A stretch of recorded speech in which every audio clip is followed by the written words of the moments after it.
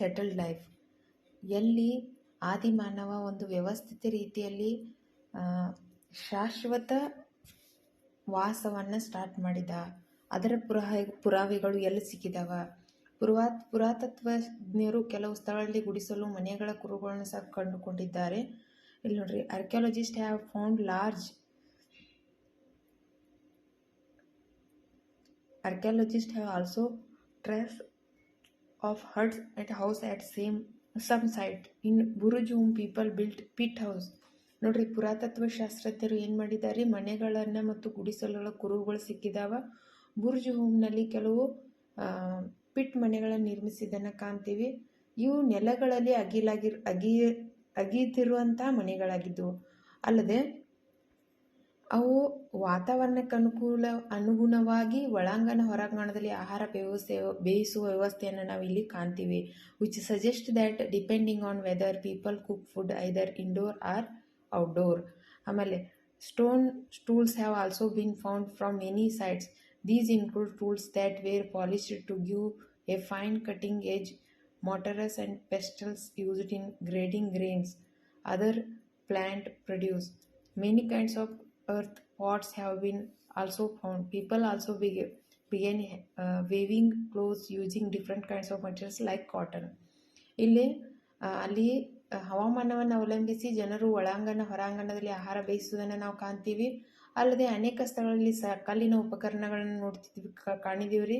ಉತ್ತಮವಾದ ಅಂಚನ್ನು ಮತ್ತು ನಯಗೊಳಿಸಿದ ಉಪಕರಣಗಳು, ಧಾನ್ಯಗಳನ್ನು, ಸಸ್ಯದ ಉತ್ಪನ್ನಗಳನ್ನು ರುಬ್ಬಲು, ಅರಿಯಲು, ಗಾರೆಗಳನ್ನು ಇದನ್ನು ಮಾಡಲಿಕ್ಕೆ ಯೂಸ್ ಮಾಡಿದ್ದನ್ನು ಕಾಣ್ತೀವಿ. ಅಲ್ಲದೆ ಜನರು ಹತ್ತಿಯಿಂದ ವಿವಿಧ ರೀತಿಯ ಬಟ್ಟೆಗಳನ್ನು ತಯಾರಿಸುವುದನ್ನು ನಾವಿಲ್ಲಿ ನೋಡ್ತೀವಿ. ಅಲ್ಲದೆ ಬಿಡುವಿನ ಟೈಮ್ದಲ್ಲಿ ಇವರು ಸಾಂಸ್ಕೃತಿಕ ಕಾರ್ಯಕ್ರಮಗಳನ್ನ ಮಾಡ್ತಾಯಿದ್ರು. ಹಾಡುಗಾರಿಕೆ, ನೃತ್ಯ, ತಮ್ಮ ಗುಡಿಸಲುಗಳಲ್ಲಿ ಸಜ್ಜುಗೊಳಿಸುವಂಥ ಸಾಂಸ್ಕೃತಿಕ ಕಾರ್ಯಕ್ರಮಗಳಲ್ಲಿ ಇವರು ಭಾಗವಹಿಸುತ್ತಿದ್ದರು. ಆಮೇಲೆ custom and practice of tribal society, ಬುಡಕಟ್ಟು ಸಮಾಜದ ಪದ್ಧತಿಗಳು ಮತ್ತು ಆಚರಣೆಗಳು. ಸಾಮಾನ್ಯವಾಗಿ ಒಂದು ಬುಡಕಟ್ಟಿನ 2 ರಿಂದ 3 ತಲೆಮಾರು ಸಣ್ಣ ವಸಾಹತುಗಳು ಹಳ್ಳಿಗಳಲ್ಲಿ ಒಟ್ಟಿಗೆ ವಾಸಿಸುತ್ತಿದ್ದರು. ಹೆಚ್ಚಿನ ಕುಟುಂಬಗಳು ಪರಸ್ಪರ ಸಂಬಂಧ ಹೊಂದಿದವು. ಆಂತರಿಕ ಕುಟುಂಬಗಳು ಒಂದು ಬುಡಕಟ್ಟನ್ನು ರಚಿಸಿ ಬುಡಕಟ್ಟಿನ ಸದಸ್ಯರು ಬೇಟೆಯಂಥ ವೃತ್ತಿಗಳನ್ನು ಅನುಸರಿಸ್ತಾ ಇದ್ರು. Usually 2 to 3 generations of the tribal lived together in small village. Most families were related to one of another. Groups of such families formed in tribe. Members of a tribe followed occupations such as hunting. ಏನು ಮಾಡ್ತಾರ್ರಿ, ಬುಡಕಟ್ಟಿನ ಸದಸ್ಯರು ಬೇಟೆ ಅಂತ ವೃತ್ತಿಯನ್ನು ಅನುಸರಿಸ್ತಾ ಇದ್ರು. ಅಲ್ಲದೆ ಅವರು ಎಲ್ಲರೂ ಒಟ್ಟೆಗೂಡಿಕೊಂಡು ಎಲ್ಲ ಕಡೆ ಒಟ್ಟುಗೂಡಿಕೊಂಡು ಕೃಷಿ, ಆಮೇಲೆ ಪಶುಸಂಗೋಪನೆ, ಮೀನುಗಾರಿಕೆ ಅಂತ ಚಟುವಟಿಕೆಗಳಲ್ಲಿ ತೊಡಗ್ತಾ ಇದ್ರು. ಹಾಗಾದರೆ ಹೆಣ್ಮಕ್ಳು ಏನು ಮಾಡ್ತಾ ಇದ್ರು, ಮಹಿಳೆಯರು ನೆಲವನ್ನು ಸಿದ್ಧಪಡಿಸುವುದು, ಬೀಜವನ್ನು ಬಿತ್ತೋದು, ಬೆಳೆದಿರುವ ಸಸ್ಯವನ್ನು ನೋಡಿಕೊಳ್ಳುವುದು, ಧಾನ್ಯ ಕೊಯ್ಯುಗಳು, ಇಂತಹ ಕೆಲಸಗಳನ್ನ ಮಾಡ್ತಾ ಇದ್ರು. ಮಕ್ಕಳು ಕೂಡ ಏನು ಮಾಡ್ತಾ ಇದ್ರಿ, ಮಕ್ಕಳು ಸಸ್ಯಗಳನ್ನು ನೋಡ್ತಾ ಇದ್ರು, ಸಸ್ಯವನ್ನು ತಿನ್ನಬಹುದಾದ ಪ್ರಾಣಿಗಳು, ಪಕ್ಷಿಗಳನ್ನು ಓಡಿಸುತ್ತಿದ್ರು. ಹೆಂಗಸರು ಕೂಡ ಕಾಳನ್ನು ಸುಲಿಯುವುದು, ರುಬ್ಬುವುದು, ಆ ಕೃಷಿಗೆ ಸಂಬಂಧಿತ ಚಟುವಟಿಕೆಗಳನ್ನಲ್ಲಿ ಮಾಡ್ತಾ ಇದ್ರು. ಪುರುಷರು ಸಾಮಾನ್ಯವಾಗಿ ಹುಲ್ಲುಗಾವಲು ಹುಡುಕುವ ಪ್ರಾಣಿಗಳ ದೊಡ್ಡ ಹಿಂಡುಗಳನ್ನು ಮುನ್ನಡೆಸುತ್ತಿದ್ದರು. ಅವರು ಮಡಿಕೆಗಳನ್ನು, ಬುಟ್ಟಿಗಳನ್ನ, ಉಪಕರಣಗಳ ಗುಡಿಸಲುಗಳು ಸಹ ಮಾಡ್ತಾ ಇರೋದು. ಜೊತೆಗೆ ಹಾಡುಗಾರಿಕೆ, ನೃತ್ಯ, ತಮ್ಮ ಗುಡಿಸಲುಗಳನ್ನು ಅಲಂಕರಿಸುತ್ತಿದ್ರು. ಇಲ್ಲ ಮುಂದೆ ನೋಡ್ರಿ, tribes have rich unique culture tradition including their own language, music, stories, painting. They also have their own god and goddesses. ಅವರು ತಮ್ಮದೇ ಆದ ಬುಡಕಟ್ಟಿಗೆ ತಮ್ಮದೇ ಆದ ಭಾಷೆ, ಸಂಗೀತ, ಕಥೆಗಳು, ವರ್ಣಚಿತ್ರಗಳನ್ನು ಒಳಗೊಂಡಂಥ ಶ್ರೀಮಂತ ಮತ್ತು ವಿಶಿಷ್ಟವಾದ ಸಾಂಸ್ಕೃತಿಕ ಸಂಪ್ರದಾಯಗಳನ್ನು ಹೊಂದಿದ್ದು, ಅವರು ತಮ್ಮದೇ ಆದ ದೇವರು ದೇವತೆಗಳನ್ನು ಹೊಂದಿದ್ದನ್ನು ನಾವಿಲ್ಲಿ ಕಾಣ್ತೀವಿ. ಪ್ರಮುಖ ತಾಣಗಳಲ್ಲಿ ಮೊದಲನೇದು ಮೆಹರ್ಗಢ್.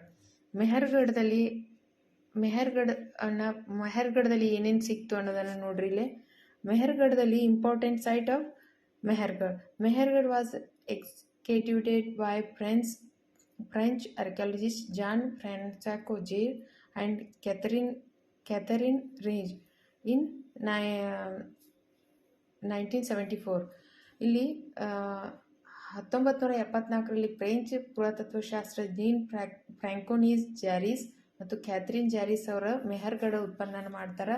ಇದು ಪಾಕಿಸ್ತಾನದ ಬೇಲನ್ ಪಾಸ್ ಬಳಿ ಇರುವ ಫಲವತ್ತಾದ ಬಯಲಿನಲ್ಲಿದೆ ಮತ್ತು ಇರಾನ್ಗೆ ಹೋಗುವ ಪ್ರಮುಖ ಮಾರ್ಗಗಳಲ್ಲಿ ಇದು ಒಂದಾಗಿದೆ. ಮೆಹರ್ಗಢದಲ್ಲಿ ದಕ್ಷಿಣ ಅತ್ಯಂತ ಹಳೆಯ ಹಳ್ಳಿಗಳಲ್ಲಿ ಒಂದಾಗಿದ್ದು ಕೃಷಿ ದನಗಾಹಿ ಪುರಾವೆಗಳು ಕಂಡು ಬಂದಿದ್ದಾವೆ. ಮೆಹರ್ಗಢವು ಈ ಪ್ರದೇಶದಲ್ಲಿ ಮೊದಲ ಬಾರಿಗೆ ಬಾರ್ಲಿ, ಗೋಧಿ, ಕುರಿ, ಮೇಕೆಗಳನ್ನು ಬೆಳೆಯಲು ಬಾರ್ಲಿ, ಗೋಧಿಯನ್ನು ಬೆಳೆಯಲಿಕ್ಕೆ ಕುರಿ ಸಂಗೋಪನೆ ಮಾಡಿದ್ದ ಪುರಾವೆಗಳು ಕಲಿತಿರುವುದನ್ನು ಈ ಜಾಗದಲ್ಲಿ ನಾವು ನೋಡ್ತೀವಿ. ಪುರಾತತ್ವ ಶಾಸ್ತ್ರದ ಪ್ರಕಾರ 6500 BC ಯಿಂದ 2500 BC ವರೆಗಿನ ಅತ್ಯಂತ ಹಳೆಯ ಶಿಲಾಯುಗದ ತಾಣಗಳಲ್ಲಿ ಇದು ಒಂದು, ನವಶಿಲಾಯುಗದ ತಾಣಗಳಲ್ಲಿ ಇದು ಒಂದಾಗಿದೆ. ನಿಯೋಲಿಥಿಕ್ ಸೈಟ್ ಅಂತ ಹೇಳಿ ಪರಿಗಣನೆ ಮಾಡ್ತಾರೆ. ಮೆಹರ್ಗಢ ಜನರು ಸಾವಿನ ನಂತರ ಜೀವನದಲ್ಲಿ ನಂಬಿಕೆ ಇಟ್ಟಿದ್ರು. ಆದ್ದರಿಂದ ಅವರು ಜೀವನೋಪಾಧ್ಯಾಯ ವಸ್ತುಗಳೊಂದಿಗೆ ಮೃತ ದೇಹಗಳನ್ನು ಹೂಳುತ್ತಿದ್ರು. ಮೆಹರ್ಗಢದಲ್ಲಿ ಕಂಡುಬರುವ ಮನೆಗಳು ಚೌಕಾಕಾರ ಮತ್ತು ಆಯತಾಕಾರದಲ್ಲಿ ಕಂಡು ಬರ್ತಾವ. ಆಮೇಲೆ ಇದು ನೋಡ್ರಿ, ಧಾನ್ಜಿಲ್ ಹೈಡಿಂಗ್, ಇದು ಬ್ರಹ್ಮಪುತ್ರ ಕಣಿವೆ ಬಳಿ ಅಸ್ಸಾಂಗಳ ಬೆಟ್ಟಗಳ ಮೇಲೆ ಚೀನಾ ಮತ್ತು ಮಯನ್ಮಾರ್ಗೆ ಹೋಗುವ ಮಾರ್ಗಗಳಿಗೆ ಹತ್ತಿರವಾಗಿದೆ. ಇದನ್ನು 1961ರಲ್ಲಿ ಕಂಡುಹಿಡಿಯಲಾಗಿದೆ. ಕಲ್ಲು, ಗಾರೆ, ನವಶಿಲಾಯುಗದ ಕಾಲದ ಮಡಿಕೆಗಳು ಸೇರಿದಂತೆ ಕಲ್ಲಿನ ಉಪಕರಣಗಳು ಇಲ್ಲಿ ಕಂಡು ಬಂದಿದ್ದಾವೆ. ಜನರು ಧಾನ್ಯಗಳನ್ನು ಬೆಳೀತಾ ಇದ್ರು, ಆಹಾರವನ್ನು ತಯಾರಿಸ್ತಿದ್ರು ಇಲ್ಲಿನ ಸೂಚನೆಯಿಂದ ನಮ್ಗೆ ಗೊತ್ತಾಗತ್ತೆ. ಆಮೇಲೆ ಈ ಸ್ಥಳದಿಂದ ಪಳಿಯುಳಿಕೆ ಮರದಿಂದ ತಯಾರಿಸಿದ ಉಪಕರಣಗಳು, ಕಲ್ಲು ಗಟ್ಟಿಯಾಗಿಸಿದ ಪ್ರಾಚೀನ ಮರಗಳು ಅಂದರೆ ಪಳಿಯುಳಿಕೆ ಮರದಿಂದ ಈ ಉಪಕರಣಗಳನ್ನು ಇಲ್ಲಿ ತಯಾರು ಮಾಡೋದು ಕಂಡು ಬಂದಿದೆ. ಅಂಥದ್ರಲ್ಲಿ ಜಡೈಟ್ ಅನ್ನೋದು ಚೀನಾದಿಂದ ತಂದಂಥ ಕಲ್ಲು ಅನ್ನೋದನ್ನು ನಾವಿಲ್ಲಿ ಕಂಡುಹಿಡಿಯಲಾಗಿದೆ. ಇದು 3ನೇ ಚಾಪ್ಟರ್ನ 2ನೇ ಭಾಗದ ಎಕ್ಸ್ಪ್ಲನೇಷನ್ನು. 1ನೇ ಭಾಗವನ್ನು ನೋಡ್ಕೊಂಡು ಬಂದು ಆಮೇಲೆ 2ನೇ ಭಾಗದನ್ನ ಪಾಯಿಂಟ್ ಔಟ್ ಮಾಡ್ಕೊಳ್ರಿ, ಎಕ್ಸ್ಪ್ಲನೇಷನ್ನ ಬರೀರಿ. So thank you.